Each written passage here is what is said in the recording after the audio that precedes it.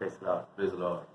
വേഗം വരുന്ന കർത്താവായ യേശുക്രിസ്തുവിന്റെ നാമത്തിൽ എല്ലാ വിശുദ്ധന്മാർക്കും സ്നേഹവന്ദനം. जल्दी जल्दी आने वाला प्रभु यीशु मसीह के मधुर नाम में सभी पवित्र जनों को प्रेम का वंदना. നമ്മൾ ആരും കാണാത്ത പ്രതീക്ഷിക്കാത്ത ഒരു ദിവസത്തേക്ക് വീണ്ടും കർത്താവ് നടത്തിയിരിക്കുക. हम लोग कभी सोच नहीं सकता था ऐसा दिन में प्रभु ने एक नया दिन देकर उस दिन में प्रवेश किया है. കഴിഞ്ഞ രാത്രിയിൽ നമ്മൾ കിടന്നുറങ്ങി ഈ പ്രഭാതം കാണുമെന്ന് നമ്മൾ ആരും പ്രതീക്ഷിച്ചല്ല.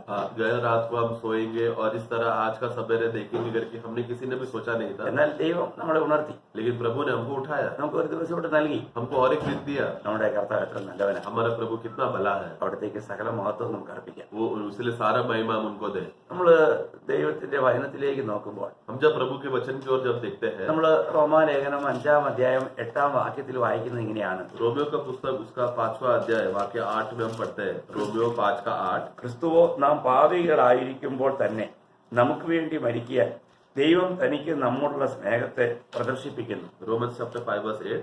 परंतु परमेश्वर हम पर अपने प्रेम की भलाई इसी रीति से प्रकट करता है कि जब हम पापी ही थे तभी मसीह हमारे लिए मरा. അപ്പോൾ ദൈവം തന്റെ സ്നേഹത്തെ എങ്ങനെയാണ് പ്രദർശിപ്പിക്കുന്നത്? तो परमेश्वर ने अपने प्रेम को किस रीति से प्रकट किया? തന്റെ പുത്രന്റെ മരണത്തിലൂടെ. अपना पुत्र का मृत्यु के द्वारा. അതെങ്ങനെയുള്ള സ്നേഹമാ? वो किस रीति का प्रेम है? നമ്മളെ സ്നേഹിച്ച് നമ്മളെ രക്ഷിക്കുവാൻ, നമ്മളെ വീണ്ടെടുക്കുവാൻ നമ്മുടെ സ്വർഗീയ പിതാവ് നമുക്ക് നൽകിയ സ്നേഹമാണ് നമ്മൾ ക്രൂശിൽ കാണുന്നത്. हमें हमसे प्रेम करके हमें अपने ही पुत्रों को बलिदान के रूप में अर्पण कर इस तरह का पुत्रों को क्रूस में मरने की वजह से हम देखते हैं कि पिता का प्रेम हम पर प्रकट हुआ. Praise the Lord. Praise the Lord. നമുക്ക് എത്ര വലിയ സ്നേഹമാണ് നമുക്ക് ലഭിച്ചതെന്ന് നമുക്കൊന്ന് മനസ്സിലാക്കാൻ കഴിയുന്നുണ്ടോ? तो इतना बड़ा प्रेम हमको हमारे ऊपर प्रकट हुआ है करके ये बात आप समझ सकते हैं क्या? Praise the Lord. Praise the Lord. നമുക്ക് ലഭിച്ചിരിക്കുന്ന ആ സ്നേഹത്തെ നമുക്ക് ഒരിക്കലും വർണ്ണിക്കാൻ കഴിയില്ല. क्योंकि ये जो प्रेम जो हमारे ऊपर प्रकट हुआ है इसका कभी हम वर्णन नहीं कर सकते. ആ ക്രൂശിൽ കിടക്കുന്നത് ആരാണ്? क्योंकि क्रूस में कौन है जो टंगाया गया है? ഇത്രമാത്രം വിരൂപനാക്കപ്പെട്ടത് हमारे लिए इतना बेरूप हो गया. ആർക്ക് വേണ്ടി? किसके लिए? താൻ എന്തെങ്കിലും തെറ്റ് ചെയ്തോ? उन्होंने कुछ गलती किया क्या? ഇല്ല. नहीं. നമ്മുടെ പാപത്തിന്റെ ഭയങ്കരതയാണ് നമ്മൾ ആ ക്രൂശിൽ കാണുന്നത്. हमारा पाप का भयानक अवस्था की वजह से प्रभु को हम वहां पर क्रूस में देखते हैं. പ്രിയമുള്ളവരെ, കർത്താവിലൂടെ നമുക്ക് ലഭിച്ചിരിക്കുന്ന വിടുതലിന്റെ ആ മാധുര്യം നമ്മൾ ശരിക്കും ആസ്വദിക്കുന്നുണ്ടോ? क्या इसके लिए हमें पाप से मिला हुआ छुटकारा का विषय में जो छुटकारा का अवस्था है उसका सुंदरता को हम अनुभव कर सकते हैं क्या? നമ്മൾക്ക് ആർക്കും നമുക്ക് സ്വയം രക്ഷിക്കാൻ നമുക്ക് കഴിയുമായിരുന്നില്ല. क्योंकि हमें कोई भी अपने आप को बचा नहीं सकते थे. നമുക്കറിയാം, നമ്മള് അതിനെക്കുറിച്ച് അവിടെ അതേ റോമർ 5:6 വായിക്കുന്നത് നാം ബലഹീനരായിരിക്കുമ്പോൾ എന്നാണ്. वहाँ पर वही रोमियो का 5:6 में हम पढ़ते हैं कि जब हम कमजोर थे या निर्बल थे, അപ്പോൾ ക്രിസ്തു തക്ക സമയത്ത് അഭക്തർക്ക് വേണ്ടി മരിച്ചു. तभी प्रभु सही समय पर अभक्त लोगों के लिए मरा. അത് എത്ര വലിയ ഉന്നതമായ ഒരു കാര്യമാണ്. वो भी कितना बड़ा उन्नति का बात है ना. നമ്മൾ ബലഹീനരായിരിക്കുമ്പോൾ തന്നെ ക്രിസ്തു തക്ക സമയത്ത് അഭക്തർക്ക് വേണ്ടി മരിച്ചു. हम जब निर्बल ही थे तभी प्रभु सही समय पर आकर हम जैसे अभक्त लोगों के लिए प्रभु मरा. ഞാൻ അതിന്റെ 10-ാം വാക്യത്തിൽ വായിക്കുന്നു, और उसमें 10वां वाक्य में पढ़ते हैं, നാം ശത്രുക്കളായിരിക്കുമ്പോൾ തന്നെ നമുക്ക് വേണ്ടി അവന്റെ പുത്രന്റെ മരണത്താൽ ദൈവത്തോട് നിരപ്പ് വന്നു. हम जब शत्रु ही थे तो तब परमेश्वर ने अपना पुत्र का मृत्यु के द्वारा हमें परमेश्वर के साथ मेल मिलाप किया. അപ്പോൾ കർത്താവായ യേശുക്രിസ്തുവിന്റെ മരണം എന്തിനു വേണ്ടിയായിരുന്നു? इसलिए प्रभु यीशु मसीह का मृत्यु किस किस बातों के लिए था? നമ്മുടെ എബ്രായ ലേഖനം 10:10 വായിക്കുമ്പോൾ इब्रानियों 10:10 में जब हम पढ़ते हैं, അവിടുത്തെ മരണം നമ്മുടെ വിശുദ്ധീകരണത്തിനായി. इब्रानियों 10:10 में हम पढ़ते हैं कि उनका मृत्यु हमारा पवित्रता के लिए था. കർത്താവായ യേശുക്രിസ്തു മരിച്ചവരിൽ നിന്ന് ഉയർത്തെഴുന്നേറ്റു. हमारे प्रभु यीशु मसीह मरे हुए में से जी उठा. കർത്താവ് എന്തിനാണ് ഉയർത്തെഴുന്നേറ്റ്? और वो क्यों जी उठे? അത് നമ്മുടെ നീതീകരണത്തിന് വേണ്ടിയാണ്. हमारा धार्मिकता के लिए है. നമ്മൾ നോക്കണേ, आमीन. കർത്താവിൽ ഓരോ കാര്യങ്ങളും നമുക്ക് വേണ്ടി ഏത് നിലയിൽ പിതാവ് ചെയ്തു എന്നുള്ളത് നമ്മൾ കാണണം. इसके लिए हमें प्रभु का मृत्यु के द्वारा पिता परमेश्वर हमारे लिए क्या क्या अवस्था तैयार करके रखा है उसमें हमें देखना है. കർത്താവ് മരിച്ചത് കൊണ്ട് തീർന്നില്ല. क्योंकि प्रभु मर गया उधर खत्म नहीं हुआ बात. അവിടുന്ന് 3-ാം ദിവസം ഉയർത്തെഴുന്നേറ്റു. वो तीसरा दिन जी उठा. എന്തിനു വേണ്ടി ഉയർത്തു? क्यों जी उठा? റോമർ 4:24 വായിക്കുന്നു, रोमियो 4:24 में हम पढ़ते हैं, നമ്മുടെ അതിക്രമങ്ങൾ നിമിത്തം മരണത്തിൽ ഏൽപ്പിച്ചും നമ്മുടെ നീതീകരണത്തിനായി ഉയർപ്പിച്ചുമിരിക്കുന്നു. അവിടുന്ന് നമ്മുടെ നീതീകരണത്തിന് വേണ്ടി ഉയർപ്പിക്കപ്പെട്ടു. वो हमारा अधर्म के लिए जब वो मारा गया था. और फिर क्या उसका 25 पढ़ेंगे हिंदी में. वह हमारे अपराधों के लिए पकड़वाया गया हाँ। और हमें धर्मी ठहराने के लिए जिलाया भी जिलाया भी गया। गया। അപ്പോൾ നമ്മുടെ നീതീകരണത്തിന് വേണ്ടി അവിടെ നിർപ്പിക്കപ്പെട്ടു. तो हमारा धर्मी ठहराए जाने के लिए वो जी उठा എന്നിട്ട് അവിടെ കൊണ്ട് തീർന്നു. और उधर भी खत्म हुआ क्या? അവിടെ നിന്ന് ഉയർപ്പിക്കപ്പെട്ട മാത്രമേ ഉള്ളൂ. किसी उसको सिर्फ जिलाया गया, उधर से उधर ही बात खत्म होता है क्या? അങ്ങനെയല്ല. वैसा नहीं है। അവിടെ നിന്ന് സ്വർഗത്തിലേക്ക് പോയി. फिर वो स्वर्गारोहण हुआ। എന്തിനു വേണ്ടി സ്വർഗത്തിലേക്ക് പോയി? स्वर्गारोहण क्यों हो गया? നമ്മുടെ വീണ്ടെടുപ്പിനായി. हमारा मुक्ति के लिए। Praise the Lord. Praise the Lord। നമ്മൾ ചിന്തിക്കണം ये പ്രിയമുള്ളവരെ. जरा सोचना प्रियो। ഇബ്രാഹിം 9:12 അതാ വായിക്കുന്നത്. इब्रानियों 9:12 में हम ये पढ़ते हैं, നമ്മുടെ വീണ്ടെടുപ്പിനായി അവിടുന്ന് സ്വർഗത്തിലേക്ക് കടന്നു. हमारे मुक्ति के लिए हम देखते हैं कि वो स्वर्ग की ओर प्रवेश അപ്പോൾ किया। കർത്താവിന്റെ മരണവും കർത്താവിന്റെ പുനരുത്ഥാനവും കർത്താവിന്റെ സ്വർഗാരോഹണവും എല്ലാം നമ്മളോടുള്ള ബന്ധത്തിൽ, ഒരു ഭാവിയോടുള്ള ബന്ധത്തിൽ സ്വർഗത്തിന് യോഗ്യനാക്കി തീർക്കുന്നതിന് വേണ്ടിയുള്ള കാര്യങ്ങളായിരുന്നു. आमेन। इसलिए प्रभु यीशु मसीह का मृत्यु, उनका जिलाया जाना और उनका स्वर्गारोहण होना हम जैसे पापी लोगों को स्वर्गीय स्थानों में प्रवेश कराकर योग्य कराना था। वो प्रभु यीशु मसीह का कार्य। കാര്യങ്ങൾ മനസ്സിലാവുന്നുണ്ടോ? आप लोगों को बातें समझ में आ रहा है क्या? നിങ്ങൾ പ്രാർത്ഥനയോടുകൂടിയാണ് ഈ വചനങ്ങൾ കേൾക്കുന്നതെന്ന് ഞാൻ വിശ്വസിക്കുന്നു. क्योंकि मैं ये विश्वास करता हूँ कि आप प्रार्थना पूर्वक ये संदेश सुन रहे हैं। നമ്മൾ ഈ കേൾക്കുന്ന കാര്യങ്ങളൊന്നും അത്ര ലളിതമായ കാര്യങ്ങളല്ല കേട്ടോ. क्योंकि हम जो बातें सुन रहे हैं वो इतना आसान बात नहीं है। അനേർക്കും സൗഖ്യം നൽകുന്ന, അനുഗ്രഹം നൽകുന്ന, കാർ നൽകുന്ന, വീട് നൽകുന്ന അങ്ങനെയുള്ള സുവിശേഷം വളരെ ഇഷ്ടമാണ്. क्योंकि अभी भी बहुत सारा विश्वासी करके बोलते हैं, लेकिन उनको अभी भी चंगाई मिलना, आशीष मिलना, घर मिलना, कार मिलना, ये सब बातें अगर सुसमाचार में मिलाकर बोलेंगे तो उनको बहुत अच्छा लगता है। അവർക്ക് നിത്യതയൊന്നും അല്ല വിഷയം. उनको अनंतता में कोई उसको विषय नहीं है। അവർക്ക് ഈ ചെറിയ ലോകത്തിൽ ലഭിക്കുന്ന, ഈ ചെറിയ ആയുസിൽ ലഭിക്കുന്ന ആ നന്മകൾ നൽകുന്നവനായിട്ടാണ് അവർ അവരുടെ കർത്താവിനെ കാണുന്നത്. बल्कि उनको ये छोटा सा, ये दुनिया में रहते समय में, ये छोटा सा उम्र में जो छोटा छोटा बातें मिलते हैं, उनको प्रभु ये सब बातें देगा तो उनको खुशी है। യാഥാർത്ഥ്യങ്ങളെ കാണുവാൻ തക്കവണ്ണം ഇന്നും അനേകരുടെ കണ്ണുകൾ തുറക്കപ്പെട്ടിട്ടില്ല. सच्चाई की बातें, जो असलियत है, ये बात को देखने के लिए अभी भी बहुत से विश्वासियों का आंखें खुला नहीं है। ഇന്നും അനേകരും ആ പാപത്തിൽ ജീവിക്കുന്നത് കൊണ്ട് അവർക്ക് ദൈവം നമുക്ക് വേണ്ടി ചെയ്തിരിക്കുന്നത് കാണുവാൻ കഴിയുന്നില്ല. आज भी बहुत विश्वासियों अभी भी पाप में बने हुए रहने की वजह से प्रभु ने हमारे लिए जो अद्भुत कार्य किया है वो बात देखने की उनको इच्छा नहीं है। പ്രിയമുള്ളവരെ, ഇന്ന് ആരും ആദാമ്യ പാപത്തിൽ മരിച്ച് നരകത്തിലേക്ക് പോകുവാനായിട്ട് ദൈവം ആഗ്രഹിക്കുന്നില്ല. इसलिए प्रिय, आज तक भी हमारा प्रभु यीशु मसीह जो आदम के वंश से जन्म लिया है, वो उसी में जन्म लेकर मर जाकर नरक में जाए, वो आज भी प्रभु इच्छा नहीं रखता।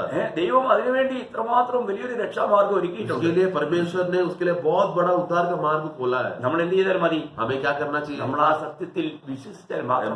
हमें बस वो सत्य पर विश्वास करना काफी है। ഇന്ന് മനുഷ്യൻ നരകത്തിൽ പോകാൻ കാരണം ആദാമ്യ പാപമല്ല. आज मनुष्य लोग नरक में जाते हैं, उसमें आदम का पाप का कारण नहीं है, പിന്നെ എന്താണ്? बल्कि क्यों है? ദൈവം ഒരുക്കിയിരിക്കുന്ന ഈ രക്ഷയെ അവർ അംഗീകരിക്കുന്നില്ല, അത് വിശ്വസിക്കുന്നില്ല. बल्कि परमेश्वर ने जो उद्धार का रास्ता तैयार कर भी उस पर विश्वास नहीं किया, इसलिए लोग नरक जा रहे हैं। ഞാനൊരു വാക്യം കൂടെ നിങ്ങൾക്ക് എനിക്ക് വായിപ്പിക്കാം. उसके आधार के लिए वाक्य में पढ़ाता हूँ। യോഹന്നാൻ സുവിശേഷം 3-ാം-അധ്യായത്തിന്റെ 18-19 വാക്യം. യോഹന്നാൻ का सुसमाचार 3रा अध्याय उसका 18 और 19 में हम पढ़ते हैं, അവനിൽ വിശ്വസിക്കുന്നവന് ന്യായവിധിയില്ല, വിശ്വസിക്കാത്തവന് ദൈവത്തിന്റെ ഏകജാതനായ പുത്രന്റെ നാമത്തിൽ വിശ്വസിക്കാതിയാൽ ന്യായവിധി വന്നു കഴിഞ്ഞു. ന്യായവിധി എന്നതോ വെളിച്ചം ലോകത്തിൽ വന്നിട്ടും മനുഷ്യരുടെ പ്രവൃത്തി ദോഷമുള്ളതാകിയാൽ അവർ വെളിച്ചത്തേക്കാൾ ഇരുളിനെ സ്നേഹിച്ചത് തന്നെ. യോഹന്നാन का सुसमाचार 3रा अध्याय उसका 18 और 19, John gospel chapter 3 verse 18 and 19। जो उस पर विश्वास करता है उस पर दंडक की आज्ञा नहीं होती। അപ്പോൾ അവരിൽ വിശ്വസിക്കുന്നവർക്ക് എന്തില്ല? तो जो उस पर विश्वास करता है उसके दंड की आज्ञा नहीं, ന്യായവിധിയില്ല. दंड की आज्ञा नहीं। Amen। കർത്താവിൽ വിശ്വസിക്കാത്തത് കൊണ്ടാണ് അവർക്ക് ഈ ന്യായവിധി ഉള്ളത്. हाँ, बल्कि उन्होंने प्रभु पर विश्वास किया नहीं, इसके लिए दंड की आज्ञा अभी भी उनके ऊपर पड़ी है। പ്രിയമുള്ളവരെ, ഈ ലോകയാത്രയില് സുവിശേഷത്താൽ രക്ഷിക്കപ്പെട്ടവർ സുവിശേഷം അറിയിച്ചുകൊണ്ടിരിക്കുന്നതിന്റെ പ്രാധാന്യം മനസ്സിലാവുന്നുണ്ടോ? इसलिए प्रियो, जो लोग सुसमाचार के द्वारा उद्धार पाए हैं, वो लोग दुनिया में सुसमाचार बांटने का मूल्यता आप समझ रहे हैं क्या? കാരണം നിങ്ങൾ ഇത് കേട്ട് വിശ്വസിക്കണം. क्योंकि आप लोग ये बातें सुनकर उद्धार पाना। ഇനി നമ്മൾ മുഴുവൻ ഒന്നുകൂടെ കേൾക്കാം. अभी वो वाक्य पूरा पढ़ेंगे। परंतु जो उस पर विश्वास नहीं करता वो दोषी ठहर चुका, इसलिए कि उसने परमेश्वर के एकलौते पुत्र के नाम पर विश्वास नहीं किया। और दंड की आज्ञा कारण यह है कि ज्योति जगत में आई है और मनुष्य ने अंधकार को ज्योति से अधिक प्रिय जाना, क्योंकि उसके काम बुरे थे। അപ്പോൾ ഇന്നും അനേകർ അവരുടെ തെറ്റുകളെ വിട്ട് മാനസാന്തരപ്പെടുവാൻ മനസ്സില്ല. तो आज भी बहुत लोगों को अपना अपराधों को अंगीकार करके क्षमा मांगकर मन फिराने का इच्छा नहीं है। അവർ സുവിശേഷം കേട്ടു, वो लोग सुसमाचार सुने होंगे, എങ്കിലും അത് അവർക്ക് സ്വീകരിക്കാനായിട്ട് മനസ്സില്ല. लेकिन फिर भी उनको अपनाने के लिए उनको मन नहीं है, കാരണം അവരുടെ പാപ സ്വഭാവം, പാപ പ്രവൃത്തികൾ വിടുവാൻ അവർക്ക് മനസ്സില്ല. क्योंकि उनका पाप का स्वभाव को छोड़ने के लिए उनको इच्छा नहीं है। പലർക്കും ഈ ലോക നേട്ടങ്ങൾക്ക് വേണ്ടി അവർ ഈ സത്യവചനത്തെ വിട്ടുകളയുന്നു. बहुत बार संसार के लाभ की बातों को प्राप्त करने के लिए सत्य वचन को लोग ठुकरा देते हैं। ഞാൻ അനേകരോട് വചനം പറയുമ്പോൾ, ഒരിക്കലും ഒരു റിക്ഷ ഡ്രൈവറോട് വചനം പറയുമ്പോൾ, मैं एक बार बहुत लोगों को मैंने सुसमाचार बोला, एक बार एक रिक्शा वाले को जब मैंने सुसमाचार बोला, അപ്പോൾ അദ്ദേഹം പറയുന്നത്, സഹോദരൻ പറയുന്നതെല്ലാം സത്യമാണ്, പക്ഷേ ഞാൻ ഈ റിക്ഷ ഓടിക്കുമ്പോൾ കള്ളത്തരം പറഞ്ഞില്ലെങ്കിൽ എനിക്ക് വേണ്ടും വണ്ണം പിന്നെ പ്രയോജനപ്പെടുന്നില്ല, അല്ലെങ്കിൽ പൈസ ഉണ്ടാക്കാൻ പറ്റില്ല. तो इसके लिए वो सुसमाचार बोलने का तो ऑटो वाला बोलता है, भाई आप जो बोल रहे हैं वो सही तो बोल रहे हैं, लेकिन ये सुसमाचार के अनुसार अगर मैं देखूं, मैं जीना जाऊं तो मैं ऑटो चलाता हूँ और मैं झूठ बोले बगैर मैं कमाई नहीं कर सकता। കാരണം എന്റെ കുഞ്ഞുങ്ങൾ കോളേജിൽ പഠിക്കുന്നു, क्योंकि मेरे बच्चे लोग कॉलेज में पढ़ते हैं, അവർക്ക് ഒരുപാട് ഫീസ് കൊടുക്കണം, അവർക്ക് ഒരുപാട് വലിയ വലിയ ചെലവുകളുണ്ട്. क्योंकि उनको फीस भरना है, उसके अलावा और भी बहुत सारा खर्च की बात है उनके जीवन में आता है। അപ്പോൾ അതുകൊണ്ട് ഇതൊക്കെ ഒന്ന് കവർ ചെയ്യാനായിട്ട് എനിക്ക് കള്ളം പറഞ്ഞേ പറ്റൂ. तो ऐसा है तो उनका वो सब हिसाब को अगर पूरा करना है तो मुझे झूठ बोलना पड़ेगा। അപ്പോൾ 20 മേടിക്കേണ്ട അടുത്ത് ഞാൻ 40 മേടിക്കുന്നു. तो जिधर 20 लेना चाहिए उधर मैं 40 लेता हूँ, അങ്ങനെ എനിക്ക് എന്റെ കാര്യം നടക്കുന്നു. तभी तो मेरा काम होता है। അപ്പോൾ ഈ ലോകത്തിന്റേതായ നേട്ടങ്ങൾക്ക് വേണ്ടി അവർ ഈ സത്യവചനം കേട്ടിട്ടും അതിനെ തള്ളിക്കളയുക. तो इसके लिए संसार का कमाई के कारण की वजह से सुसमाचार सुनते समय में वो लोग ठुकरा देते हैं। നമുക്ക് തോന്നും അതൊരു സാമാന്യമായിരിക്കുന്ന അദ്ദേഹത്തിന്റെ ആവശ്യമല്ലേ, അതിനെന്താ തെറ്റ്? പക്ഷേ അദ്ദേഹത്തിന് മാന്യമായ നിലയിൽ ഗവൺമെന്റ് വെച്ചിരിക്കുന്ന നേട്ടങ്ങൾ അദ്ദേഹത്തിന് എടുക്കുന്നതിന് ഒരു തടസ്സമില്ല. പക്ഷെ അങ്ങനെയല്ല, താൻ കള്ളം പറഞ്ഞ് ആൾക്കാരെ എന്ത് ചെയ്യുന്നു, ചൂഷണം ചെയ്യുന്നു. तो वो तो हम लोग को सोचते रहे कि ये तो स्वाभाविक बात है ना, गरीबी है इसके लिए ऐसा कर रहा है वैसा कर रहा है करके हमें ऐसा लगेगा, लेकिन सरकार ने हमारे लिए सही रीति से, सच्चाई की रीति से कमाने के लिए अवसर रखा है और वो वैसा कमा भी सकता है, लेकिन फिर भी उसको लोगों को लूट कर, लोगों को ये करके ठीक उसको कमाना है। നിങ്ങൾ ചിന്തിക്കപ്പെടുന്നത്. आप जरा सोचिए। അപ്പോൾ ദൈവത്തിൽ വചനം പറയുന്നു, അപ്പോൾ ഈ സുവിശേഷം കേട്ട് വിശ്വസിക്കാതെ ന്യായവിധി വന്നു കഴിഞ്ഞു. यहाँ पर हमने क्या पढ़ा, जिसने सुसमाचार आया यहाँ पर सुना है, लेकिन वो लोग विश्वास नहीं कर रहे क्योंकि वो लोग पाप का उसको बचना नहीं है, इसलिए न्याय यहाँ पर आ ही चुका है। അല്പസമയത്ത് ഈ ലോക സുഖങ്ങൾക്ക് വേണ്ടി അവർക്ക് ഏത് വളഞ്ഞ വഴിയും അവർ തിരഞ്ഞെടുക്കുന്നു. कुछ समय का संसार का कुछ लाभ के लिए या संसार का आनंद उठाने के लिए वो लोग टेढ़ा मेढ़ा रास्ता अपनाते हैं, അപ്പോൾ നമ്മൾ പിന്നീട് അവരുടെ മുൻപിൽ ഒരു ശത്രുവായി മാറും. और जिसकी वजह से हम लोग उनके नजर में शत्रु बन जाते हैं। കാരണം അവർക്ക് ഈ സുവിശേഷമായിട്ട് വീണ്ടും പറയുകയാണെങ്കിൽ അവർക്ക് നമ്മളോട് ദേഷ്യം ഉണ്ടാകുന്നു, കോപം ഉണ്ടാകുന്നു, അവര് നമ്മളെ ഒരു ശത്രുവിനെ പോലെ കാണും. क्योंकि ये सुसमाचार बार बार उनको बताकर सत्य का मार्ग बताते हैं तो वो लोग हम लोग को विरुद्ध मान जाते हैं, गुस्सा आता है और हम लोग से दूर होने लगते हैं, हम लोग शत्रु बन जाते हैं। നമുക്കറിയാം, ഇന്ന് അനേകരും സുവിശേഷം അറിയിക്കാത്തത് മറ്റുള്ളവർ നമ്മളോട് പിണങ്ങണ്ട, അവരുടെ ശത്രുത നമുക്ക് നേരിടേണ്ടി വരും, ഇങ്ങനെയൊക്കെ ചില ഭയങ്ങളില്ല. आज हमेशा लोगों को सुसमाचार नहीं बांटते, क्यों नहीं बांटते? क्योंकि बाजू वाला लोग, अरे वो हमारे विरुद्ध हो जाएगा, वो गुस्सा करेगा, उसका मूड खराब होएगा, ये सब बातें सोचकर हम लोग सुसमाचार नहीं बांटते। നമ്മൾ രക്ഷിക്കപ്പെട്ട ഒരു വ്യക്തിയാണെങ്കിൽ ആ വ്യക്തിക്ക് ഏറ്റവും വലിയ ദൗത്യം അവൻ സുവിശേഷത്തിന്റെ സാക്ഷ്യം വഹിക്കുക എന്നുള്ളതാണ്. इसके लिए जो उद्धार पाया हुआ व्यक्ति है, तो एक उद्धार पाया व्यक्ति का सबसे बड़ा जिम्मेदारी है कि वो सुसमाचार का गवाही देना। നിങ്ങൾ ഒരു സത്യം മനസ്സിലാക്കണം, നിങ്ങൾ ഇന്ന് എന്നെ കേൾക്കുന്ന നിങ്ങൾ രക്ഷിക്കപ്പെട്ട വ്യക്തിയാകുമ്പോൾ നിങ്ങളുടെ ഒരു ഏറ്റവും വലിയ ദൗത്യം നിങ്ങൾ അനുഭവിക്കുന്ന ഈ രക്ഷകനെ കുറിച്ചും ഈ രക്ഷയെക്കുറിച്ചും മറ്റുള്ളവരോട് സുവിശേഷിക്കുക എന്നുള്ളതാണ്. इसके लिए मैं सुनने वाले लोगों को मैं ये खास बात बताना चाहता हूँ, उद्धार पाने के बाद हमारे एकमात्र लक्ष्य और उद्देश्य यही है, वो उद्धार करता जो उद्धार देता है, उनके नाम में जिसको हमको उद्धार मिलता है, ये सच्चा सुसमाचार हमें लोगों को बांटना है। നിങ്ങൾ ഇത് പങ്കുവയ്ക്കുന്നതിൽ വിശ്വസ്തരാണോ? क्या इस बात को बांटने के लिए आप विश्वास योग्य है? क्या പൗലോസിന്റെ ഭാഷയിൽ ഒരു വാക്യം ഞാൻ പറയാം. प्रेरित पौलुस के भाषा में एक बात मैं पढ़ाना चाहता हूँ। 1 കൊരിന്ത്യർ 9-16 വാക്യം. पहला कोरिन्थी 9:16 में हम पढ़ते हैं। पहला कोरिन्थी 9:16। ഞാൻ സുവിശേഷം അറിയിക്കുന്ന ഇല്ല എങ്കിൽ എനിക്ക് പ്രശംസിക്കാനൊന്നുമില്ല, നിർബന്ധം എന്റെ മേൽ കിടക്കുന്നു. ഞാൻ സുവിശേഷം അറിയിക്കുന്നില്ല എങ്കിൽ എനിക്ക് അയ്യോ കഷ്ടം. 9:16 पढ़ेंगे। 9:16 फर्स्ट कोरिन्थियंस। यदि मैं सुसमाचार सुनाऊं तो मेरे लिए कुछ घमंड की बात नहीं, क्योंकि ये तो मेरे लिए अवश्य है। यदि मैं सुसमाचार न सुनाऊं तो मुझ पर आए। मुझ पर आए। അപ്പോൾ നമ്മൾ സുവിശേഷം പറയുക എന്നുള്ളത് നമ്മുടെ ഏറ്റവും വലിയ ദൗത്യമാണ്. इसके लिए सुसमाचार बोलना ये हमारा बहुत बड़ा जिम्मेदारी है। രക്ഷിക്കപ്പെട്ടവർ അതിനുവേണ്ടി നിയുക്തരാണ്. और उद्धार पाए हुए लोग, ये सब लोग बाद नियुक्त प्राप्त किए हुए लोग हैं। അങ്ങനെ നമ്മൾ പറയുന്നില്ല എങ്കിൽ നമ്മൾ ദൈവത്തോട് വിശ്വസ്തരല്ല, നമ്മൾ അവിശ്വസ്തത കാണിക്കുന്നു. अगर ऐसा है तो सुसमाचार नहीं बांट रहे तो हम लोग परमेश्वर की ओर विश्वास योग्यता नहीं दिखाते, हम अविश्वासघात कर रहे, अविश्वास हो रहे हैं। യഥാർത്ഥത്തിൽ കർത്താവിൽ അനുഭവം പ്രാപിച്ച, രക്ഷിക്കപ്പെട്ട, പാപക്ഷമ പ്രാപിച്ച ഒരു വ്യക്തിക്ക് സുവിശേഷം അറിയിക്കാതിരിക്കാൻ കഴിയില്ല. क्योंकि एक सच्ची में जो नया जन्म पाया हुआ, उद्धार पाया हुआ विश्वासी व्यक्ति बिना सुसमाचार बांटे वो रह नहीं सकता। പ്രതികൂലം ഉണ്ടാകും നിശ്ചയമായിട്ട്. प्रतिकूल और सब बातें उसके खिलाफ आएगा, എന്നാൽ പ്രതികൂലം അവര് ഒരിക്കലും വലുതായി കാണുകയില്ല. लेकिन वो प्रतिकूल जब उसके खिलाफ बनकर आते समय में ये इतना बड़ा प्रतिकूल है बोलकर वो कभी निराश नहीं होगा। ഏത് കാലഘട്ടത്തിലും സുവിശേഷത്തിനെതിരെ സർക്കാരുകളും ജനങ്ങളും എല്ലാം വന്നിട്ടുണ്ട്. क्योंकि हर एक समय में, हर एक समयों में हम देखते हैं कि विश्वासी लोग जब सुसमाचार बांटते समय में तब संसार, दुनिया, लोग सब उनके खिलाफ आए हैं। മതങ്ങൾ അതിനെതിരെ എഴുന്നേക്കും. धर्म के लोग उनके खिलाफ आए हैं। എന്തിന് ക്രിസ്തീയ മതം പോലും അതിനെതിരെ വരും. यहाँ तक कि मसीह धर्म भी खिलाफ आएगा। കാരണം ക്രിസ്തു ഒരു മതം സ്ഥാപിക്കാൻ വന്നതല്ല. मसीह कोई धर्म स्थापना करने नहीं आया। ക്രിസ്തു ഏക മാർഗമാണ്. मसीह सच्चा मार्ग है, എന്നാൽ ക്രിസ്തീയ മതമുണ്ട്.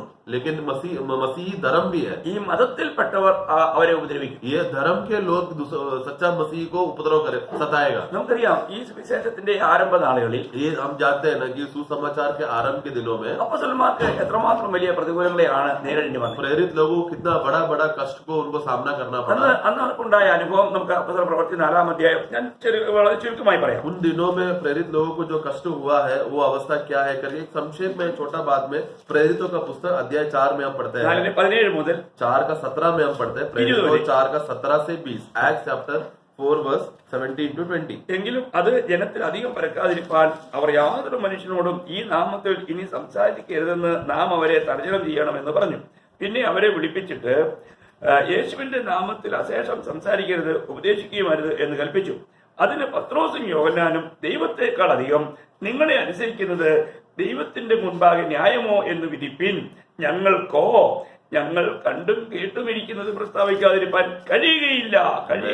കഴിയുന്നതല്ല എന്ന് ഉത്തരം പറഞ്ഞു. प्रेरितों का पुस्तक 4:17 से 20। परंतु इसलिए कि ये बातें लोगों में और अधिक न फैल जाए, हम इन्हें धमकाए कि वे इस नाम से फिर किसी मनुष्य से बात न करे। तब उन्हें बुलाया और चेतावनी देकर यह कहा, यीशु के नाम से कुछ भी न बोलना और न सिखाना।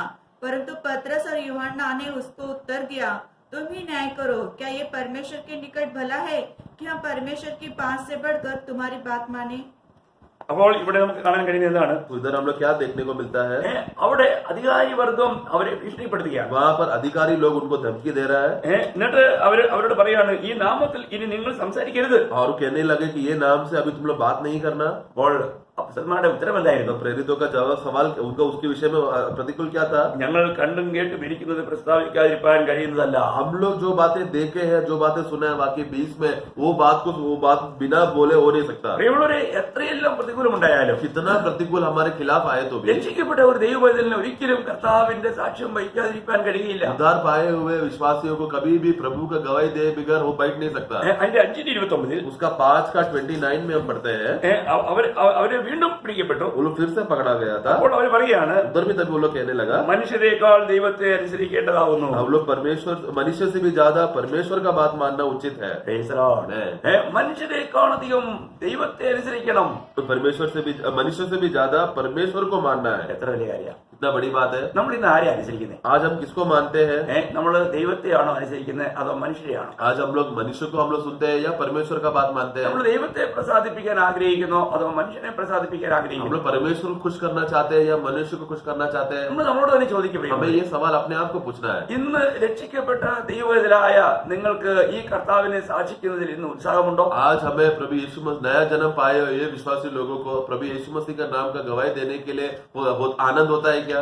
നിങ്ങൾക്ക് അതിന് കഴിയുന്നുണ്ടോ? ये बात आपसे होता है क्या? അങ്ങനെ നമ്മൾ ചെയ്യുന്നില്ല എങ്കിൽ ऐसा अगर हम नहीं कर रहे तो ഞാൻ നിങ്ങളോട് പറയട്ടെ, मैं आपसे बताना चाहता हूँ, നിങ്ങൾ ഇന്നും പാപത്തിൽ വസിക്കുകയാണ്. आप लोग आज भी पाप में बसे हैं। ഇന്ന് നിങ്ങൾ ചെയ്യുന്ന ഈ പ്രവൃത്തി പാപമാണ്. क्योंकि आज आप जो कर रहे हैं, जो शांत बैठना, वो पाप है। നിങ്ങൾ ലേവ്യ പുസ്തകം 5-ാം അധ്യായം 1-ാം വാക്യം വായിച്ചാൽ, लेवी का पुस्तक 5:1 में जब हम पढ़ते हैं, ഇവിടെ വായിക്കുന്നത്, നമ്മൾ ഒരുത്തൻ സത്യവചനം കേട്ടിട്ട് താൻ സാക്ഷിയായി കാണുകയും അറിയുകയും ചെയ്തത് അറിയിക്കാതെ അങ്ങനെ പാപം ചെയ്താൽ അവൻ തന്റെ കുറ്റം വഹിക്കണം. लेवी 5 का 1 लेविटिकस 5:1 यदि कोई साक्षी होकर ऐसा पाप करे कि शपथ खिलाकर पूछने पर भी कि क्या तूने यह सुना था जानता है, तो वह बात प्रकट न करे तो उसको अपने अधर्म का भार उठाना पड़ेगा. അപ്പോൾ നമ്മൾ അനുഭവിക്കുന്ന, നമ്മൾ കേട്ട, നമ്മൾ ഇന്ന് ആസ്വദിക്കുന്ന ഈ സുവിശേഷം പങ്കുവെക്കുന്നില്ല എങ്കിൽ തിരുവചനം വളരെ വ്യക്തമായും പറയുന്നു നമ്മൾ പാപം ചെയ്യുന്നു. तो इसके लिए हमने जो सुना हुआ और हमने माना हुआ जो सुसमाचार के विषय में यदि अगर हम नहीं सुनेंगे, नहीं सुनाएंगे, तो हम लोग अभी भी पाप में हैं. ദൈവമക്കളെ, നമ്മൾക്ക് നിശ്ചയമായിട്ടും നമ്മൾക്ക് വലിയൊരു കർത്തവ്യമുണ്ട്. നമ്മൾ രക്ഷിക്കപ്പെട്ടവരാണെങ്കിൽ നമുക്കൊരു ഉത്തരവാദിത്തമുണ്ട്. അത് നമ്മൾ കർത്താവായ യേശുക്രിസ്തുവിന്റെ സുവിശേഷം മറ്റുള്ളവരെ അറിയിക്കാൻ. इसलिए बहुत बड़ा हमें जिम्मेदारी जो हमारे जीवन में है कि हम जब नया जन्म पाने के बाद हम दूसरों को भी ये सुसमाचार बांटना है. ഇന്ന് നിങ്ങൾ ആ കാര്യത്തിൽ വിശ്വസ്തരാണോ? क्या आज आप लोग इस बात में विश्वास योग्य है क्या? ഒപ്പം തന്നെ നമ്മുടെ വലിയൊരു രണ്ടാമത്തെ കർത്തവ്യം, उसी के साथ साथ दूसरा एक जिम्मेदारी हम देखते हैं. നമ്മൾ ഈ നമ്മുടെ രക്ഷിക്കപ്പെടാത്ത പ്രിയമുള്ളവരുടെ നമ്മളായിരിക്കുന്ന ദേശക്കാരുടെ എല്ലാം കാവൽക്കാരാണ്. और कितना उतना ही नहीं, हम लोग ये जो नया जन्म नहीं पाए, जिनका उद्धार नहीं हुआ है, उनका हम लोग एक रखवाले हैं. കാരണം കർത്താവ് നമ്മളെ അവരുടെയൊക്കെ കാവൽക്കാരായി, അല്ലെങ്കിൽ അവർ നശിച്ചു പോകാതെ അവർക്ക് പാവബോധം വരുത്തി കർത്താവിലേക്ക് നടത്തുവാൻ വേണ്ടി അവർക്കായി നമ്മളെ നിയോഗിച്ചിരിക്കുന്ന കാവൽക്കാരാണ്. हाँ, क्योंकि वो लोग भी, क्योंकि ये जो उद्धार नहीं पाए हैं, हमारे रिश्तेदार, हमारे बंधु मित्र, हमारे आसपास के पड़ोस के लोग, वो लोग नाश ना होने के लिए, वो लोग भी उद्धार का बातें पहचान सके, समझ सके, इसलिए उनके लिए रखवाली का जिम्मेदारी प्रभु ने हमको दिया है. രക്ഷിക്കപ്പെട്ട ഓരോ ദൈവവചനം മനസ്സിലാക്കണം. इसलिए उद्धार पाए हुए हर एक विश्वासी लोग ये बात जानना है. നമ്മൾ എസേക്കിയേൽ പ്രവചനം 3-ാം അധ്യായം 17-18 വാക്യം വായിക്കുമ്പോൾ एजेकिएल का पुस्तक 3 अध्याय उसका 17 और 18 पढ़ते समय में एजेकिएल 3 का 17-18 മനുഷ്യപുത്ര, ഞാൻ നിന്നെ ഇസ്രായേൽ ഗ്രഹത്തിന് കാവൽക്കാരനാക്കിയിരിക്കുന്നു. നീ എന്റെ വായിൽ നിന്നും വചനം കേട്ട് എന്റെ നാമത്തിൽ അവരെ പ്രബോധിപ്പിക്കണം. ഞാൻ ദുഷ്ടനോട് നീ മരിക്കുമെന്ന് കൽപ്പിക്കുമ്പോൾ നീ അവരെ ഓർമ്മിപ്പിക്കുകയോ ദുഷ്ടനെ ജീവനോടെ രക്ഷിക്കേണ്ടതിന് അവനും തന്റെ ദുർമാർഗം വിട്ടുതിരിയുവാൻ അവനെ ഓർപ്പിച്ചുകൊണ്ടും ഒന്നും പറയുകയോ ചെയ്യാഞ്ഞാൽ ദുഷ്ടൻ തന്റെ അകൃത്യത്തിൽ മരിക്കും. അവന്റെ രക്തമോ ഞാൻ നിന്നോട് ചോദിക്കും. पढ़ेंगे एजेकिएल चैप्टर 3 वर्स 17 and 18. हे मनुष्य के संतान, मैंने तुझे इस्राएल के घराने के लिए पहरुआ नियुक्त किया है. तू मेरे मुंह की बात सुनकर उन्हें मेरी ओर से चिताना. जब मैं दुष्ट से कहूँ तू निश्चय मरेगा, और यदि तू उसको न चिताए और न दुष्ट से ऐसी बातें कहे जिसके वह सचेत हो और अपना दुष्ट मार्ग छोड़कर जीवित रहे, तो वह दुष्ट अपने अधर्म में फंसा हुआ मरेगा, परंतु उसके खून का लेखा मैं तुझसे लूंगा. ഇത്ര വിലപ്പെട്ടൊരു കാര്യമാണ്. कितना मूल्यवान बात है ना ये. നമ്മള് മറ്റുള്ളവരുടെ കാവൽക്കാരാണെന്നുള്ള ബോധം നമ്മളെ ഭരിക്കുന്നുണ്ടോ? क्या हम लोग दूसरों का पहरेदार है करके ये बात का बोध हमें चला रहा है क्या? ഇതേ വാക്യം അതേ അധ്യായത്തിന്റെ 33-ന്റെ 7-8 വാക്യത്തിലും കാണാം. यही बात का हम लोग यही बात को एएसकेएल 33 का 7-8 वचन में. ओके 33 है, यही बात 33 का 7-8 में भी हम पढ़ते हैं. ഞാൻ പറയുന്ന സാരം എന്ന് പറഞ്ഞാല് നമ്മൾ ഇത് 2 പ്രാവശ്യം ആവർത്തിച്ചിരിക്കുകയാണ്. हाँ, मतलब कहने का उद्देश्य क्या है कि ये 2 बार इसको उठाकर कहा है. ഇത് വളരെ ഗൗരവമുള്ളതുകൊണ്ടാണ്. क्योंकि ये बहुत गंभीर बात है इसके लिए. ഒരു പ്രാവശ്യമേ പറഞ്ഞിട്ടുള്ളെങ്കിലും ദൈവവചനത്തിൽ എഴുതിയിട്ടുണ്ടെങ്കിൽ അതിന് പ്രാധാന്യമുണ്ട്. പ്രിയമുള്ളവരെ, एक ही बार अगर वचन में लिखा है तो उसको उसका मूल्यता है. എന്നാൽ നിങ്ങൾ ഇതേ കാര്യം തന്നെ അതിന്റെ 33-ന്റെ 7-8 വാക്യത്തിൽ നിങ്ങൾക്ക് വായിക്കാൻ കഴിയും. लेकिन यही बात हम लोग उसका 33 का 7 और 8 में एजेकिएल चैप्टर 33 वर्स 7 and 8 में ये सेम वाक्य लिखा है. അപ്പോൾ നമുക്ക് നമ്മുടെ സഹോദര വർഗത്തോട് വലിയ ഉത്തരവാദിത്വമുണ്ട്. इसके लिए हमें हमारे भाईचारा भाइयों के साथ जो हमारे मनुष्य गोत्र है उनके साथ बहुत बड़ा जिम्मेदारी है. നമ്മൾ രക്ഷിക്കപ്പെട്ടവരാണെങ്കിൽ നമ്മൾ മറ്റുള്ളവർക്ക് വേണ്ടി കാവൽ നിൽക്കണം. हम लोग अगर उद्धार पाए हैं तो दूसरों के लिए हम लोग पहरा देना है. അവർക്ക് വേണ്ടി രക്ഷയ്ക്കൊരു കാരണമായി തീരണം. हम लोग उनके लिए एक उद्धार का कारण बनना है. നമുക്കറിയാം, പിന്നെ ആബേലിനെ കൊന്ന് കായീനോട് ദൈവം ഒരു ചോദ്യം ചോദിക്കുന്നു. हम देखते हैं कि आबेल को मार देने के बाद कईन को परमेश्वर एक सवाल पूछता है. എന്തറിയാമോ? वो क्या है? അതിന്റെ ഉൽപ്പത്തി 4:9 उत्पत्ति का पुस्तक 4 का 9 में है. നിന്റെ സഹോദരൻ എവിടെ? तेरा भाई किधर है? ആബേൽ എവിടെയാണ്? आबेल किधर है? ഉടനെ കയൻ തിരിച്ചു ചോദിക്കുന്ന ചോദ്യം. तभी कईन उसको उसके खिलाफ उत्तर क्या दिया? ഞാൻ എന്റെ സഹോദരന്റെ കാവൽക്കാരനാണ്. मैं पढ़ेंगे 4 का 9. मालूम नहीं क्या मैं अपने भाई का रखवाला हूँ? കണ്ടോ? അപ്പോൾ അവൻ പറയുന്നത് എനിക്കറിഞ്ഞൂടാ. वो कहता है कि मुझे नहीं मालूम. നീ എന്നോട് ചോദിക്കാൻ ഞാൻ അവന്റെ आप കാവൽക്കാരനാണ്. मुझे क्यों पूछ रहे हैं? मैं क्या उसका रखवाला है क्या? എത്ര ഭയങ്കര കാര്യമാണ്. कितना भयानक बात है ना. പ്രിയമുള്ളവരെ, നിശ്ചയമായും നമുക്ക് ദൈവം നൽകിയിരിക്കുന്ന ഒരു വലിയ ദൗത്യമാണ്. നമ്മൾ മറ്റുള്ളവർക്ക് കാവൽക്കാരാണ്, നമ്മൾ ദേശത്തിന്റെ കാവൽക്കാരാണ്. इसके लिए प्रियो हम लोग को बहुत बड़ा जिम्मेदारी प्रभु ने हमको दिया है रखवाली करने का. हम ये देश का हम लोग पहरेदार है, रखवाली करने वाले लोग हैं. നമ്മൾ ഈ കാര്യങ്ങൾ നമ്മുടെ ഉത്തരവാദിത്തങ്ങളെ കുറിച്ച് നമ്മൾ ബോധമുള്ളവരല്ലെങ്കിൽ, अगर हम लोग हमारे जिम्मेदारी के विषय में अगर हम लोग बोधे नहीं है तो അവിടെ എല്ലാം നമ്മൾ എന്ത് ചെയ്യുന്നു? उधर साहब हम क्या कर रहे हैं? പാപം ചെയ്യുന്നു. पाप कर रहे हैं. അത്ര ഭയങ്കരമല്ലേ? कितना भयानक बात है ना. കാരണം ദൈവം ഈ ദേശത്തെ രക്ഷിക്കുന്നത് നമ്മുടെ പ്രാർത്ഥനയുടെ ഫലമായിട്ടാണ്. क्योंकि प्रभु ये दुनिया को, अगर ये देश को, हमारे आसपास के पड़ोस को, ये समाज को बचा रहा है, हमारा प्रार्थना की वजह से रहेगा. നമ്മൾ അതേ എസേക്കിയേൽ 22:30 വായിക്കുന്നുണ്ട്. वही एजेकिएल 22:30 में जब हम पढ़ते हैं, एजेकिएल 22:30, ഞാൻ ദേശത്തെ നശിപ്പിക്കാതെ വണ്ണം അതിന് മതിൽ കെട്ടി എന്റെ മുൻപാകെ ഇടിവിൽ നിൽക്കേണ്ടതിന് ഒരു പുരുഷനെ ഞാൻ അവരുടെ ഇടയിൽ അന്വേഷിച്ചു, ആരെയും കണ്ടില്ല താനും. एजेकिएल चैप्टर 22:30.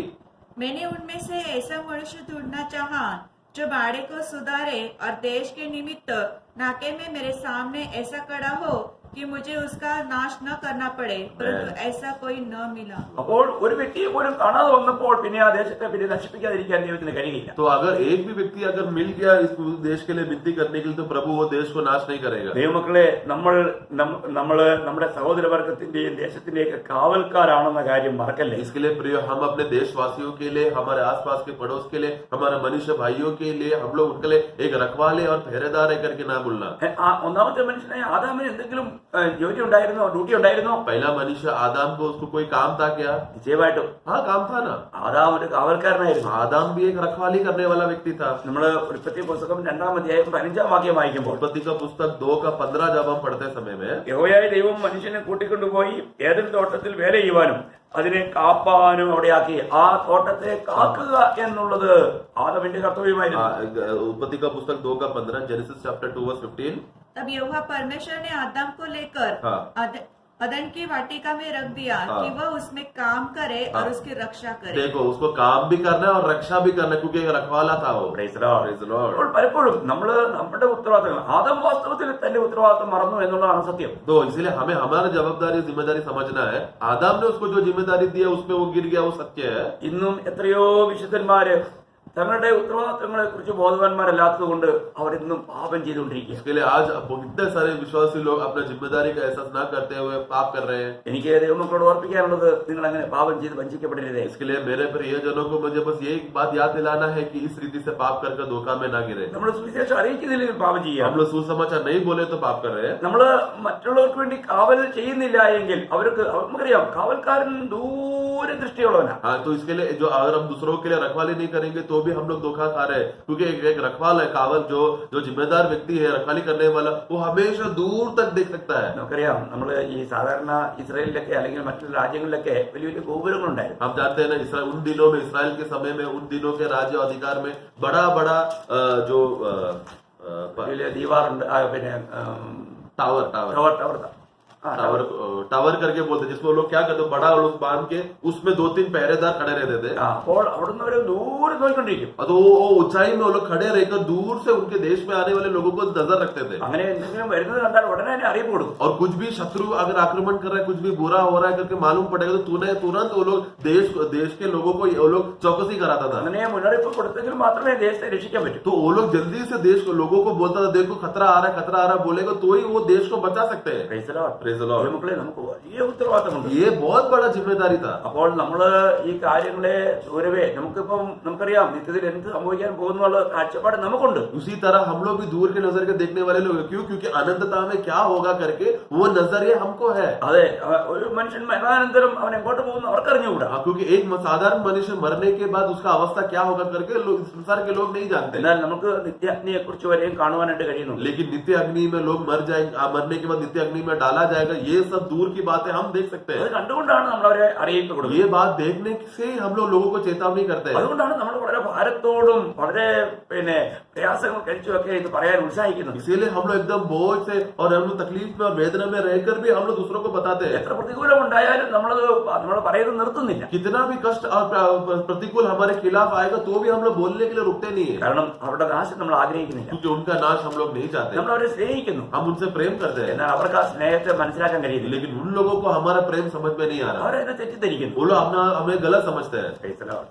അല്ലേ? നമ്മൾ സുവിശേഷം അറിയിക്കുന്ന എത്ര ആത്മഭാരത്തോടു കൂടിയാണ്. इसके लिए हम लोग सुसमाचार बांटते समय में कितना आत्मा का बोझ से हम लोग बोलते हैं. കാരണം എങ്ങനെയെങ്കിലും അവർ രക്ഷിക്കപ്പെട്ട് ആ ഭയങ്കരമായ പാപത്തിന്റെ ശിക്ഷയാണെന്ന് നരകാഗ്നിയിൽ നിന്ന് അവർ രക്ഷിക്കപ്പെട്ട് ദൈവമക്കളായി തീരണം. क्योंकि किसी भी तरीके से हम लोग उनको सुसमाचार बोले और किसी भी तरीके से वो लोग पाप का और उस अग्नि का नाश से वो लोग बच जाए, ये हमारा आग्रह है. നമ്മൾ ഇന്ന് എത്രയോ പേർക്ക് വേണ്ടി നമ്മൾ പ്രാർത്ഥിക്കുന്നുണ്ട്. इस रीति से हम लोग आज कितने लोगों के लिए हम प्रार्थना करते हैं. നമുക്കറിയാം അനേകം പ്രാർത്ഥനാ ജീവിതത്തിൽ വളരെ പരാജിതരാണ്. हम जानते हैं कि आज बहुत से लोग प्रार्थना जीवन में हारे हुए हैं. നിങ്ങൾ പ്രാർത്ഥനയിൽ നിങ്ങൾ ഉത്സാഹികളാണെന്ന് ഞാൻ വിശ്വസിക്കുന്നു. और आप सभी लोग सुनने वाले लोग प्रार्थना में उत्साही लोग हैं करके मैं विश्वास करता हूँ. നമ്മൾ സുവിശേഷം അറിയിക്കുന്ന പ്രാധാന്യമാണ് കാവൽ ചെയ്യുക. हम लोग जिस तरह सुसमाचार बोलना जितना बड़ा बात है, उसी तरह रखवाली करना, पहरेदारी करना भी बड़ी बात है. കാവൽ ചെയ്യുന്ന പോലെ പ്രാധാന്യമുള്ള കാര്യമാണ് പ്രാർത്ഥന. और जिस तरह पहरेदारी करने का काम है, उसी तरह का मूल्यता का बात है प्रार्थना करना. നമുക്ക് മറ്റുള്ളവർക്ക് വേണ്ടി പ്രാർത്ഥിക്കണം. हमें दूसरों के लिए प्रार्थना करना है. നമ്മൾ മറ്റുള്ളവർക്ക് വേണ്ടി പ്രാർത്ഥിക്കുന്നില്ലെങ്കിലും അത് പാവമാണ്. हम लोग दूसरों के लिए प्रार्थना नहीं कर रहे तो भी पाप है.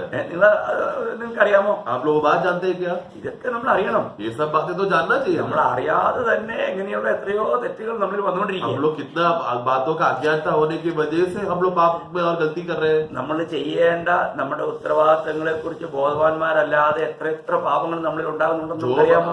जो बातें हम लोग करना चाहिए तो वो बात का जानकारी हमको नहीं होने की वजह से, हम लोग को नहीं मालूम है, ऐसा अवस्था होने की वजह से, उसकी वजह से हम कितना पाप कर रहे हैं.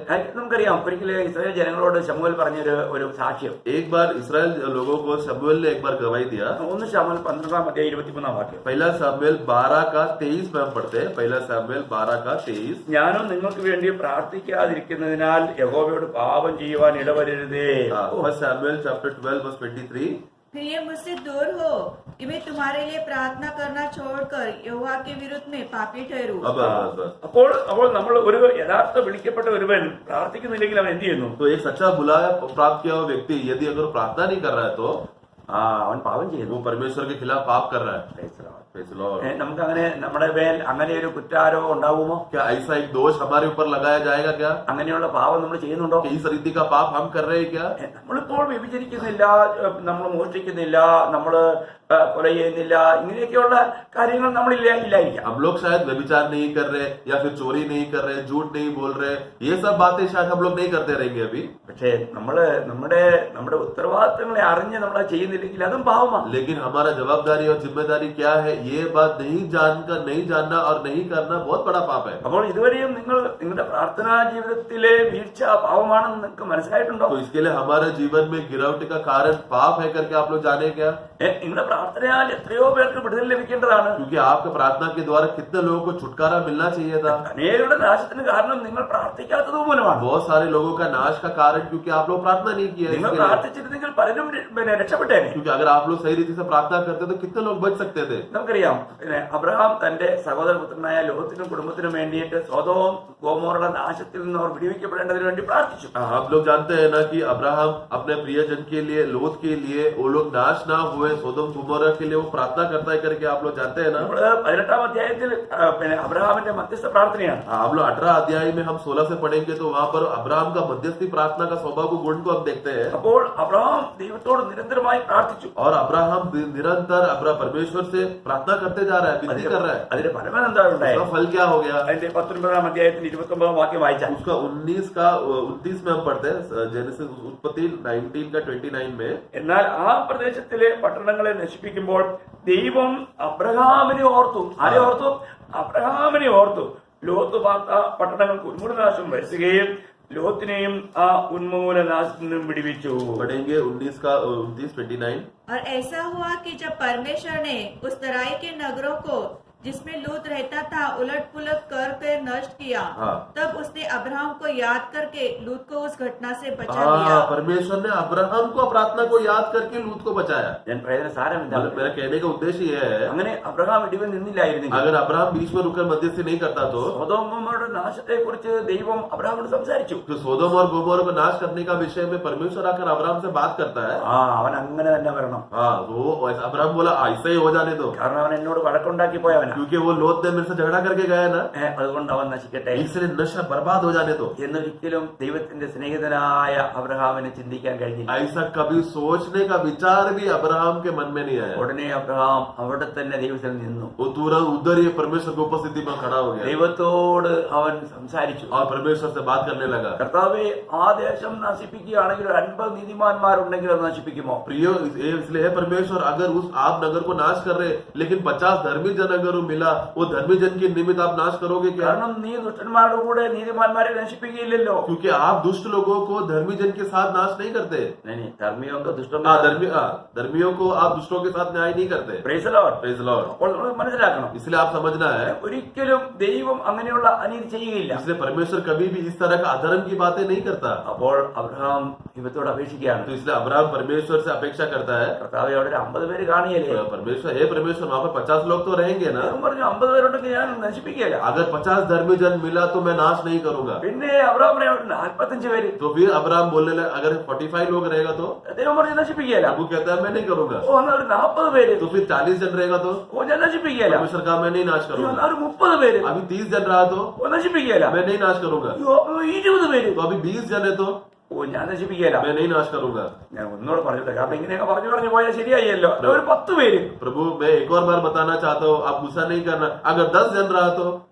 നശിപ്പിക്കുകയില്ല. प्रभु कहता है मैं नहीं नाश करूंगा। അതിന് ഇനി അങ്ങോട്ട് പറയാനായിട്ട് അബ്രഹാമിന് പിന്നെ അതിന് തോന്നിയില്ല. अभी उससे भी कम होने के लिए अब्राहम को मन नहीं हुआ। Praise the Lord. Praise the Lord. ചിന്തിക്കണം ഇവിടെ. इसलिए हमें सोचना है, അവിടെ വാസ്തവത്തില് അബ്രഹാമിന്റെ പക്ഷപാതമല്ലായിരുന്നെങ്കിൽ, മധ്യസ്ഥതയല്ലായിരുന്നെങ്കിൽ ലോത്തും കുടുംബവും രക്ഷപ്പെടുത്തി. तो प्रियो, अगर अब्राहम मध्य से नहीं करता तो लोत और उसका परिवार नहीं बचता था। പ്രാർത്ഥനയാണ് അവരെ വിടുവിച്ചത്. प्रार्थना है जो उनको छुटकारा दिया। ഇവിടെ നമ്മൾ വായിച്ചത് ദൈവം അബ്രഹാമിനെ ഓർത്തുന്നു. यहाँ पर हम देखते पढ़ा है ना 19-29 में कि परमेश्वर ने अब्राहम को याद किया। അപ്പോൾ പറയുന്നത് സാരം എന്ന് വെച്ചാൽ പ്രാർത്ഥിക്കുന്നവനെ ദൈവം ആദരിക്കും. हमारे यानी कि कहने का उद्देश्य ये है कि परमेश्वर प्रार्थना करने वालों का मान करता है। എത്ര വലിയ കാര്യമാണ്. कितना बड़ी बात है। ഇങ്ങനെയുള്ള പ്രാർത്ഥനയുടെ അനുഭവം നമുക്കുണ്ടോ? इस तरह का प्रार्थना का अनुभव हमें है क्या? എനിക്ക് ആയിരക്കണക്കിന് അനുഭവങ്ങൾ इस പറയാനുണ്ട്. तरह का बहुत सा अनुभव मुझे बोलने के लिए है।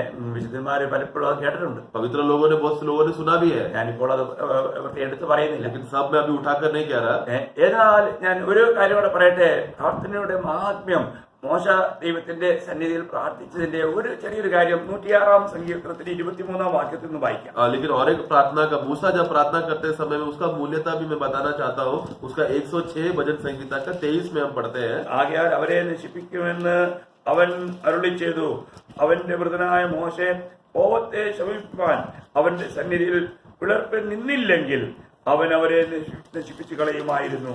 106 का 23, Psalms 106:23। इसलिए उसने कहा कि मैं उनका सत्यानाश कर डालता यदि मेरा चुना हुआ मूसा जोखिम के स्थान में उनके लिए खड़ा न होता, ताकि मेरी जलजलाहट को ठंडा करे, कहीं ऐसा न हो कि मैं उन्हें नष्ट कर डालूं। അപ്പോൾ ദൈവത്തിന്റെ കോപത്തെ ശമിപ്പിക്കുവാനായിട്ട് മോശ ദൈവത്തിന്റെ സന്നിധിയിൽ പോയി മുഴങ്കാൽ മടക്കി കർത്താവിനോട് അപേക്ഷിച്ചു. परमेश्वर को क्रोध को ठंडा करने के लिए मूसा परमेश्वर के उपस्थिति में आकर विनती करने लगा। ദൈവത്തെ അവൻ പിടിച്ചു നിർത്തിയെന്നാ और പറഞ്ഞു. यहाँ पर लिखा है कि परमेश्वर के सामने वो आ गया ताकि वो क्रोध न कर सके। നമ്മള് പുറപ്പാട് പുസ്തകം 32 9 10 വായിക്കുമ്പോൾ മോശ നീ എന്നെ വിട്, ഞാൻ അവരെ നശിപ്പിക്കും.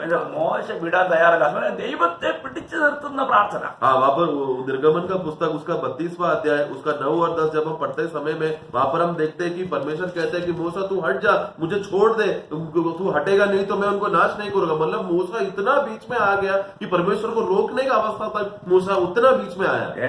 പ്രാർത്ഥിക്കുന്ന ഒരു മനുഷ്യനെ ദൈവം എത്രമാത്രം ആദരിക്കുന്നതിനാണ് നമുക്ക് അറിയാം. यानी कि मतलब क्या, एक प्रार्थना करने वाला भक्त जन का प्रार्थना को प्रभु कितना सम्मान करता है।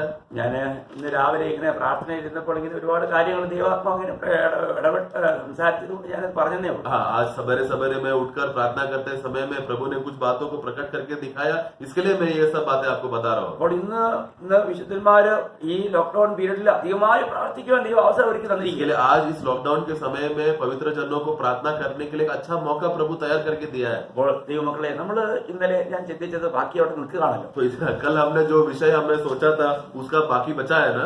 അപ്പോൾ നമ്മള് പിന്നെ ദൈവം വിശുദ്ധന്മാരുടെ ജീവിതത്തിൽ കഷ്ടത അനുവദിക്കുന്നതിന്റെ ഉദ്ദേശങ്ങളെ കുറിച്ചാണ് പറയുന്നത്. हाँ, हम लोग परमेश्वर विश्वासी जनों का, पवित्र जनों के जीवन में कष्ट लाने का उसका उद्देश्य क्या है, उस विषय में हम सुन रहे थे. അപ്പോൾ നമ്മൾ ഒന്നുകൂടെ ഞാൻ അതിന്റെ ബാക്കി ഒന്ന് പറഞ്ഞോട്ടെ. अभी उसका आगे का बात मैं बताना चाहता हूँ. വാസ്തവത്തില് ഇത് അത് തന്നെ പറഞ്ഞു പോകണമെന്ന് ആഗ്രഹം ഉണ്ടായിരുന്നു. वास्तव में वही बातें बताते रहना का था मेरा आग्रह है. എന്നാലേ നമ്മള് പറഞ്ഞ വിഷയങ്ങളോടെ പറയണമല്ലോ. हाँ, लेकिन जो विषय प्रभु ने सुबह दिया वो भी बोलना था ना. അപ്പോൾ നമ്മൾ ചിന്തിക്കുക. അപ്പം നമ്മൾ ഒന്ന് മനസ്സിലാക്കിയത് ദൈവം നമ്മുടെ ജീവിതത്തിൽ കഷ്ടത അനുവദിക്കുന്നത് ദൈവസ്നേഹം വെളിപ്പെടുത്താനാണ് നമ്മൾ കണ്ടത്. हमने पहला बात हमने क्या देखा, परमेश्वर हमारे जीवन में कष्ट क्यों देता है, ताकि परमेश्वर का प्रेम प्रकट हो. രണ്ടാമത് നമ്മൾ കണ്ടത് നമ്മളിൽ ദൈവത്തിന്റെ കൃപയും ശക്തിയും വർദ്ധിപ്പിക്കുവാൻ വേണ്ടിയാണ് കണ്ടത്. दूसरा हमने देखा कि हमारे अंदर प्रभु का अनुग्रह और सामर्थ बढ़ने के लिए किया. അപ്പോൾ മൂന്നാമത് നമ്മൾ കണ്ടുകൊണ്ടിരുന്നത്, और तीसरा हमने देख रहे थे, നമ്മൾ മറ്റ് വിശ്വാസികൾക്കും ഒരു മാതൃകയുള്ളവരായി തീരുവാൻ വേണ്ടിയാണ് നമ്മുടെ ജീവിതത്തിൽ കഷ്ടത അനുവദിക്കുന്നത്. दूसरा विश्वासियों के सामने अच्छा आदत बन जाने के लिए प्रभु हमारे जीवन में कष्ट का अनुमति देता है. അതുകൊണ്ടാണ് നമ്മൾ പുതിയ നിയമ വിശ്വാസികളോട് പോലും ഇയ്യോബിന്റെ കഷ്ടതയെക്കുറിച്ച് യാക്കോബ് എടുത്തു പറഞ്ഞതിനെ കുറിച്ച് പിന്നെ പ്രവാചകന്മാരെ കുറിച്ച് എടുത്തു പറഞ്ഞത് നമ്മൾ ഇന്നലെ ഈ യാക്കോബിന്റെ പുസ്തകം 5-ാം അധ്യായം 10-11 വാക്യങ്ങളിൽ കാണുകയുണ്ടായി. इसके लिए हम लोग कल भी नए नियम के विषय में हम लोग जीते समय में हम लोग ने वहां पर याकूब ने योग का भविष्यवक्ता और खास रूप से नाम लेकर अय्यूब का जीवन का विषय में, वो कष्ट के विषय में हमारे लिए आदर्श है बोलकर याकूब का पुस्तक 5वां अध्याय में हमने उसका 5-10 उसका 10 और 11 में हमने पढ़ा था. അപ്പോൾ നമ്മൾ അതിനെക്കുറിച്ച് അല്പമായി കാണുകയുണ്ടായി. और उसके विषय में हमने थोड़ा बातें हमने देखा था. കഷ്ടത്തിലൂടെ കടന്നുപോയ ഇയ്യോബ് പഠിച്ച 5 കാര്യങ്ങളും നമ്മൾ ഇന്നലെ और കാണുകയുണ്ടായി. कल प्रभु के दया से हम लोग ने एक बात भी देखा कि अय्यूब ने जो कष्ट सीखा, कष्ट से गुजरा, उसकी वजह से 5 बातें हमने अय्यूब का पुस्तक 42 अध्याय में हमने देखा. അപ്പോൾ ഞാൻ പറയുന്നത് പറഞ്ഞാല് വിശുദ്ധന്മാർ, ദൈവത്തിന് വേണ്ടി വിളിച്ച് വേർതിരിക്കപ്പെട്ട വിശുദ്ധന്മാരുടെ ജീവിതത്തില് കർത്താവ് കഷ്ടത അനുവദിക്കുന്നുവെങ്കിൽ അതിന് പിന്നില് അവരെ ദൈവം മറ്റനേകർക്ക് ഒരു മാതൃകയാക്കുവാൻ ഉദ്ദേശിക്കുന്നു എന്നുള്ളത്. तो इसके लिए इतना बड़ा अवस्था से कष्ट और प्रतिकूल से जाते समय में वो विश्वासी लोग बाकी विश्वासियों के लिए, बाकी सहभाइयों के लिए, बाकी लोगों के लिए एक अच्छा आदर्श बन सके, नमूना बन सके, इसलिए प्रभु इस रास्ते से लेकर जा रहा है. ദൈവങ്ങളെ നിശ്ചയമായിട്ടും നമ്മൾ മറ്റുള്ളവർക്കൊരു ഒരു മാതൃകയായി തീരണമെങ്കിൽ, അല്ല നമ്മൾ മറ്റുള്ളവർക്ക് ഒരു ആശ്വാസമായി തീരണമെങ്കിൽ നമ്മൾ ഈ പാതയിലൂടെ കടന്നു പോയേ പറ്റും. इसके लिए हमें दूसरों के लिए एक अच्छा आदर्श बन जाने के लिए, यहाँ तक कि दूसरों को हम लोग ठंडक पहुंचा सके, उनको आराम दे सके, विश्राम में पहुंचा सकने के लिए प्रभु हमें इस तरह का प्रतिकूल से लेकर जाता है. നമ്മുടെ ജീവിതം ഒരു മാതൃകയായിരിക്കും. क्योंकि हमारा जीवन एक आदर्श बनना चाहिए. നമുക്കറിയാം, നമ്മൾ 2 കൊരിന്ത്യർ 1-ാം അധ്യായത്തിന്റെ 3 മുതൽ 5 വരെ വായിക്കുമ്പോൾ हम लोग दूसरा कोरिन्थी उसका पहला अध्याय 3 से 5 जब पढ़ते समय में, दूसरा कोरिन्थी पहला अध्याय 3 से 5, മനസ്സിലുള്ള പിതാവും സർവാശ്വാസവും നൽകുന്ന ദൈവവുമായി നമ്മുടെ കർത്താവായ യേശുക്രിസ്തുവിന്റെ പിതാവായ ദൈവം വാഴ്ത്തപ്പെട്ടവൻ. ദൈവം ഞങ്ങളെ ആശ്വസിപ്പിക്കുന്ന ആശ്വാസം കൊണ്ട് ഞങ്ങൾ യാതൊരു കഷ്ടത്തിലുമുള്ളവരെ ആശ്വസിപ്പിക്കുവാൻ ശക്തരാകേണ്ടതിന് ഞങ്ങൾക്കുള്ള കഷ്ടത്തിലൊക്കെയും അവൻ ഞങ്ങളെ ആശ്വസിപ്പിക്കുന്നു.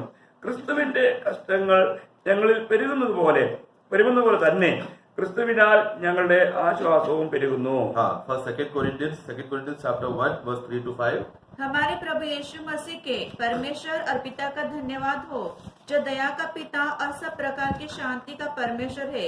वो हमारे सब क्लेशों में शांति देता है, ताकि हम उसकी शांति के कारण जो परमेश्वर हमें देता है उन्हें भी शांति दे सके जो किसी प्रकार के क्लेश में हो.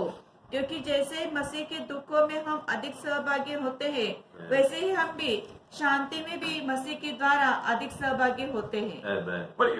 ഇവിടെയും കാണുന്ന ഒരു കാര്യം, इधर भी हम एक बात देखते हैं, പിന്നെ കഷ്ടത്തിലുള്ളവരെ ആശ്വസിപ്പിക്കുവാൻ ദൈവം അവർക്കൊരു മാതൃകയായി നിൽക്കുവാനായിട്ട് തന്റെ വിശുദ്ധന്മാരെ ആ വലിയ കഷ്ടത്തിലൂടെ പോകാൻ അനുവദിക്കുന്നു. हम देखते हैं कि जो विश्वासी लोग कष्ट से जाते हैं, उन लोगों के लिए एक आदत बनाकर कुछ विश्वासियों को, कुछ पवित्र जनों को खास रूप में बड़ा कष्ट से उन लोगों को गुजार के लेकर जाता है, ताकि वो लोग शांति प्रदान कर सके.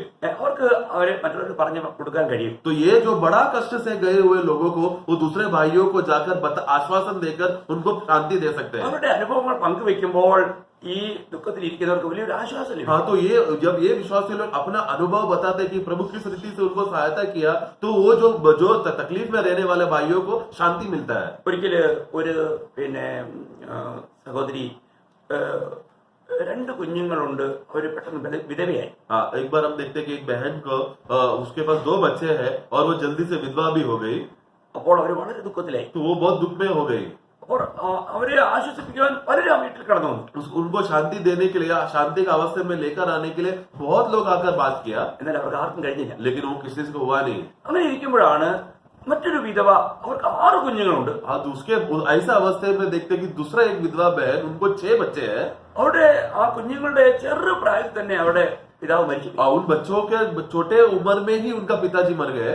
അപ്പോൾ ഈ സഹോദരി വളരെ കഷ്ടപ്പെട്ട് ആ കുഞ്ഞുങ്ങളെ വളർത്തി. तो इसलिए ये विधवा जो थी, ये बहन थी, वो बहुत कष्टों से जाकर वो बच्चों को बड़ा किया. അപ്പോൾ അവര് ആ വീട്ടിലേക്ക് കടന്നു വന്നു. तो वो बहन जब ये जो विधवा जिसके 2 ही बच्चे उनके पास जब आई, അവര് വന്നപ്പോഴേ ഇവിടെ ദുഃഖം പോയി. वो आते ही वो घर वो बहन का तकलीफ चला गया. कारण ഇവർക്ക് പെട്ടെന്ന് മനസ്സിലായി, ഇടാ ഈ സഹോദരിക്ക് 2 കുഞ്ഞുങ്ങളല്ല 6 കുഞ്ഞുങ്ങളുള്ളപ്പോഴാണ് ആ ഭർത്താവ് മരിച്ചു പോയത്. हाँ, तो तभी वो बहन को तुरंत समझ में आ रहे, देखो ये बहन जो मेरे घर में आए, उसके पास 2 बच्चे नहीं बल्कि 6 बच्चे थे, तब उनका पति गुजर गया.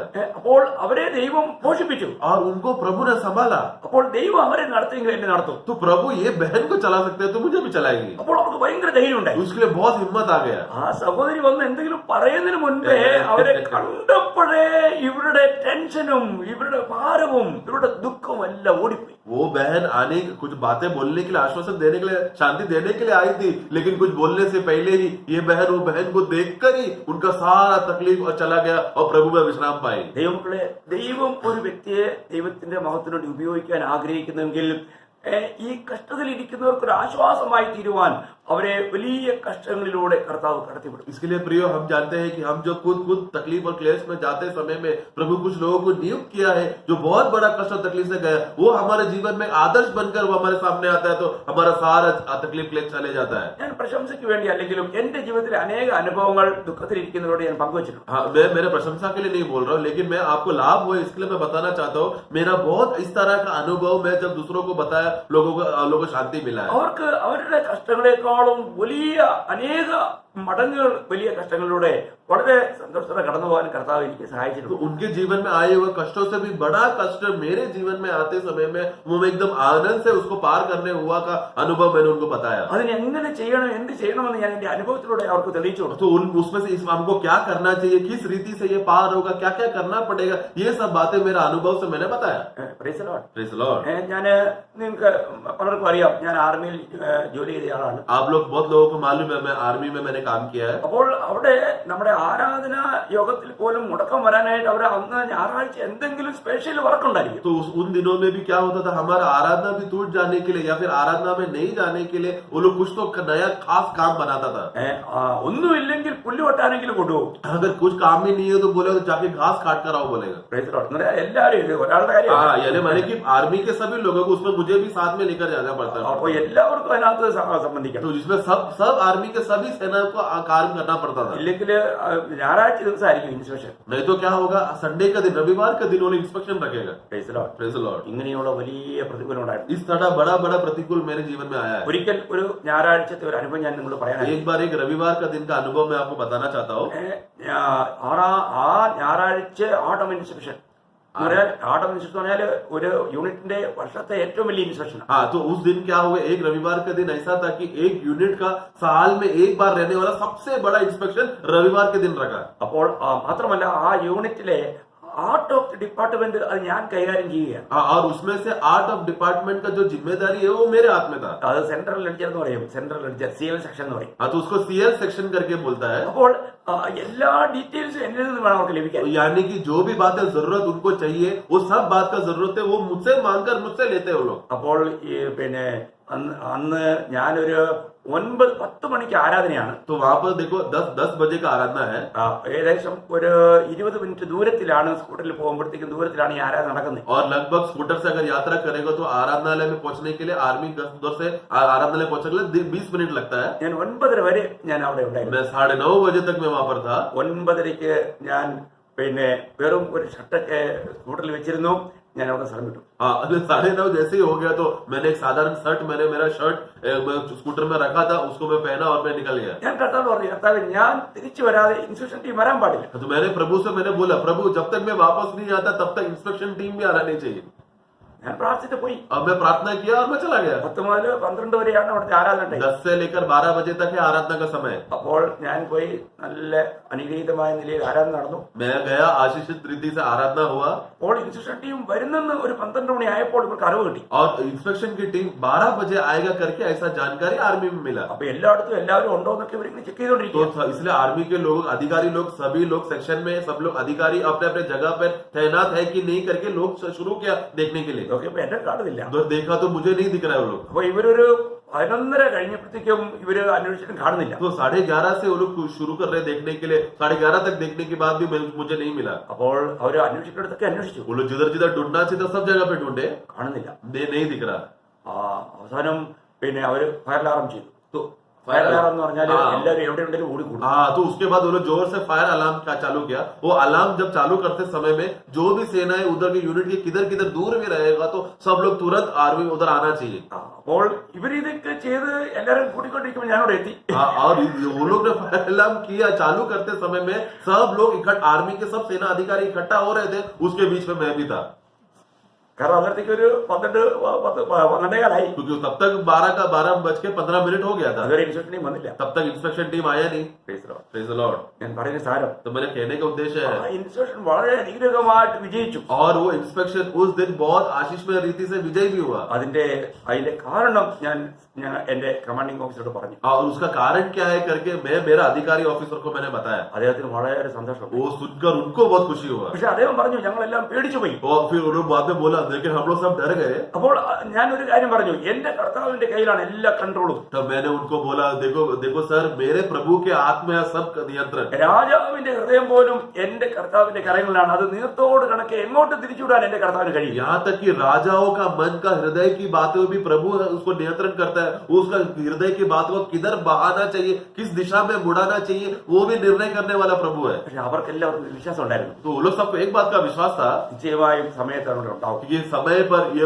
टॉमी यहाँ पर रहेगा. എങ്കിലും അവർക്കൊരു ഭയം ഉണ്ടായി. लेकिन फिर भी अंदर से एक डर हुआ. എവിടെ कहाँ पर है? സമയമായി, समय हो गया, വരുന്നു, आ रहे हैं, सोलो आ रहे हैं. Praise the Lord. Praise the Lord. ഭയങ്കര ഭയപ്പെടായിരിക്കും. कि कैसा डरे ना रहेगा. ഞാൻ ഈ കാര്യങ്ങളൊക്കെ സഹോദരങ്ങളോട് പറയും. ये सब बातें मैं आकर भाइयों को मैं बताता हूँ. ദൈവമക്കളെ, നമുക്ക് ആരാധന മുടക്കുവാനായിട്ട്, നമ്മുടെ കൂട്ടായ്മ മുടക്കാനായിട്ട് ശത്രു പല നിലകളിലുള്ള കടികൾ എടുക്കും. इसके लिए प्रिय, हमारा आराधना तोड़ने के लिए आराधना में नहीं जाते, चलो एक दिन मीटिंग में नहीं जाएगा क्या होगा बोलकर ऐसा बहुत सारा जाल और फंदे शैतान तैयार करता है. എന്നാൽ നമ്മൾ മറ്റനേകരും മാതൃകയാകുക. लेकिन हमेशा हम दूसरों के लिए आदर्श बन जाने के लिए നമ്മുടെ ജീവിതത്തിൽ പ്രതികൂലങ്ങൾ വരുമ്പോൾ നമ്മൾ പ്രതികൂലത്തെ വലുതായി കാണരുത്. हम लोग हमारे जीवन में जो परिस्थिति आते समय में वो परिस्थिति को कभी बड़ा नहीं देखना. ഇതൊക്കെ ഞാൻ നിങ്ങളോട് ചെറിയൊരു എന്റെ ഒരു അനുഭവം പറയുന്നേ ഉള്ളൂ. ये तो बस एक छोटा सा अनुभव मैंने बताया है. ഇതൊക്കെ ആർമിയിലുള്ള ആൾക്കാർ കേൾക്കുകയാണെങ്കിൽ അവർക്ക് മനസ്സിലാവും ഇതിന്റെ ഭയങ്കരത എത്രയാണ്. हाँ, ये जो आर्मी में काम करने वाले लोगों को जब ये गवाही देगा तो इसके पीछे जो भयानक अवस्था क्या हो सकता है वो उन लोगों को अवस्था मालूम है. ഞാൻ ഒരുപാട് എന്റെ കൂട്ടു സഹോദരന്മാരായ ആർമിയിലുള്ള ആൾക്കാരോട് ഇതെല്ലാം പറഞ്ഞ്, അല്ല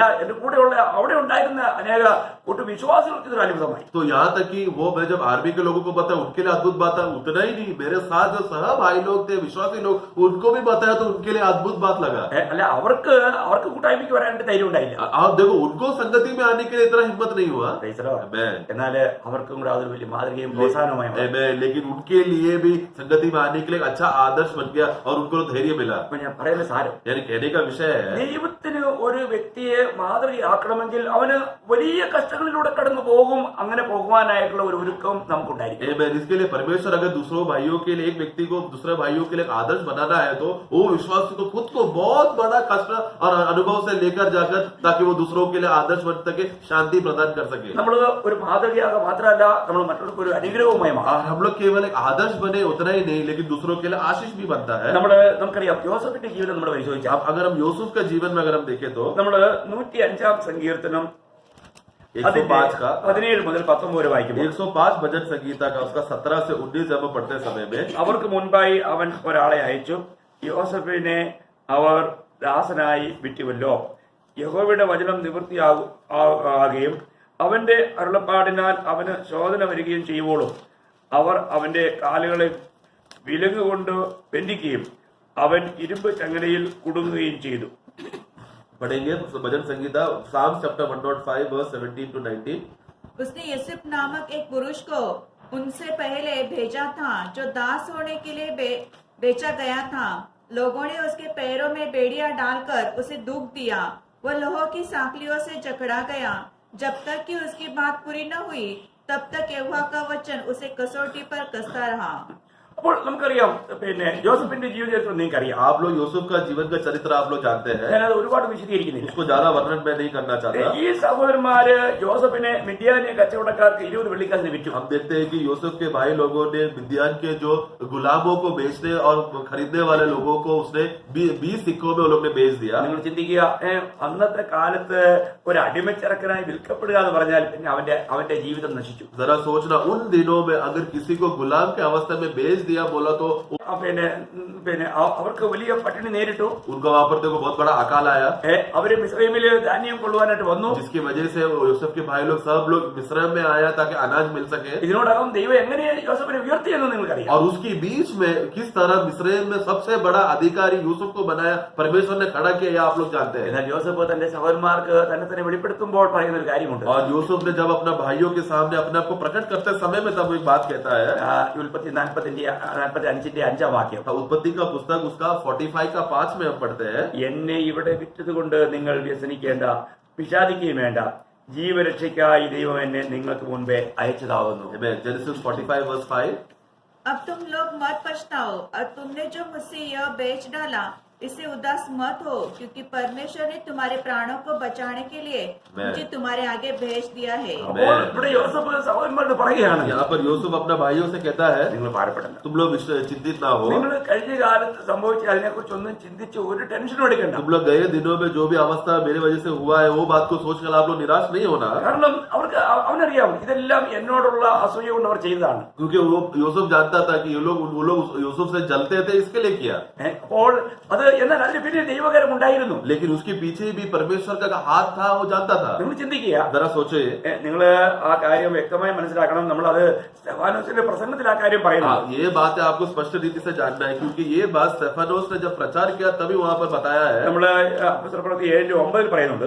प्रेरितों का कार्य उसका 7 का 9 में हम पढ़ते हैं.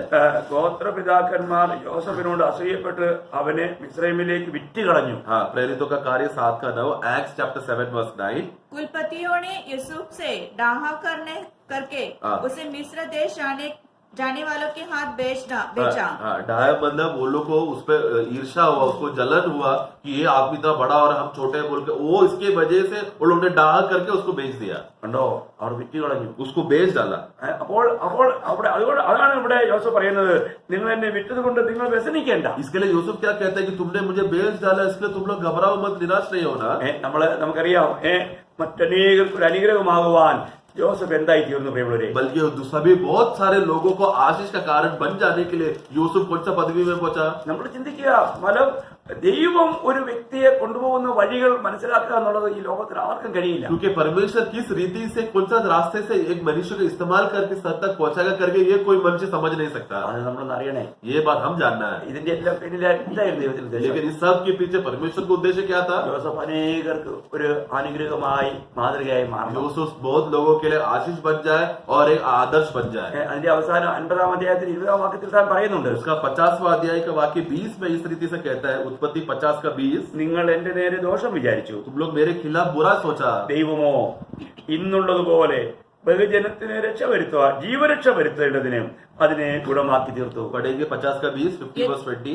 यदि तुम लोगों ने मेरे लिए बुराई का विचार किया था, परंतु परमेश्वर ने उसी बात में भलाई का विचार किया, जिससे वह ऐसा करे जैसा आज के दिन प्रकट है कि बहुत से लोगों के प्राण बचे हैं. ദൈവമക്കളെ, ഒരു കാര്യം മനസ്സിലാക്കണേ. इसके लिए ये बात समझना प्रियो. നമ്മൾ മറ്റുള്ളവർക്കൊരു മാതൃകയാകുവാൻ, നമ്മൾ മറ്റുള്ളവർക്കൊരു അനുഗ്രഹമാകുവാൻ നമുക്ക് എത്രമാത്രം നീറുന്ന അനുഭവങ്ങളിലൂടെ പോകേണ്ടത്. इसके लिए हमें दूसरों को बचाने के लिए, दूसरों का आदर्श बनने के लिए हम कितना दर्द का अवस्था से जाना पड़ेगा. അവിടെയെല്ലാം നമ്മൾ കർത്താവിൽ ആശ്രയിക്കണം. लेकिन ये सब बातों में प्रभु पर हमें आश्रय और भरोसा करना है. നമ്മൾ കർത്താവിന്റെ മുഖത്തേക്ക് നോക്കണം. हमें प्रभु के चेहरे की ओर देखना है. ദൈവം ഒരിക്കലും നമ്മൾക്ക് ഒരു ദോഷം ഭവിക്കുവാൻ സമ്മതിക്കില്ല. प्रभु कभी भी हमारे खिलाफ कोई दोष का कार्य नहीं करेगा. അതാണ് ദൈവവചനത്തിൽ, ഈ വചനത്തിൽ നിങ്ങൾ ആശ്രയിച്ചു കഴിഞ്ഞാൽ, अगर ये वचन पर अगर आप आश्रय और भरोसा करेंगे तो ഞാനൊരു കാര്യം പറയട്ടെ, मैं एक നമുക്ക് ഒരിക്കലും ലജ്ജിക്കാൻ വരികയില്ല. ये बात मैं बताना चाहता हूँ, जो वचन पर आश्रय करे वो कभी लज्जित नहीं होगा। നമുക്ക് മറ്റുള്ളവർ വളരെ ദോഷങ്ങൾ പ്രവർത്തിച്ചെന്ന് വന്നേക്കാം, दूसरे लोग बहुत हमारे खिलाफ बुरा कार्य करेगा, എന്നാൽ അതെല്ലാം നന്മയ്ക്ക് വേണ്ടി കൂടി വ്യാപരിപ്പിക്കാൻ നമ്മുടെ കർത്താവിന് കഴിയും. लेकिन वो सब भलाई के लिए बदल देने के लिए हमारा प्रभु को मुमकिन है। ഞാൻ വ്യക്തിപരമായി എന്റെ ജീവിതത്തിൽ ഞാൻ ഈ വചനങ്ങളൊക്കെ എന്റെ ജീവിതത്തിൽ എത്രമാത്രം അന്വർത്ഥമാകുന്നുണ്ടെന്ന് ഞാൻ നോക്കാറുണ്ട്. इसके लिए मैं मेरा व्यक्तिगत जीवन में प्रभु का ये वचन कितना मेरे अंदर प्रभावशाली कार्य होता है, ये मैं हमेशा देखता हूँ। അത് നമ്മുടെ ജീവിതത്തിൽ അനുഭവമാകണ്ടേ? ये हमारा खुद का जीवन में अनुभव होना चाहिए ना, അല്ലെങ്കിലോ नहीं तो നമ്മള് പിന്നെ പ്രൊവേഴ്സ് നമ്മള് സദൃശ്യവാക്യം അതിന്റെ 12-21 വായിക്കുമ്പോൾ ആദ്യ ഭാഗത്ത് नीति वचन उसका 12 का 21 का शुरुआत का भाग में हम पढ़ते हैं। നീതിമാന് ഒരു തിന്മയും ഭവിക്കുകയില്ല. हाँ वहां पर देखा नीति वचन 12 का 21 का शुरुआत था, प्रोवर्ब्स चैप्टर 12 वर्स 21 ए पार्ट। धर्मी को हानि नहीं होती है। हाँ धर्मी को कोई भी हानि नहीं होती है। അപ്പോൾ നീതിമാന് ഒരു തിന്മയും ഭവിക്കുകയില്ല.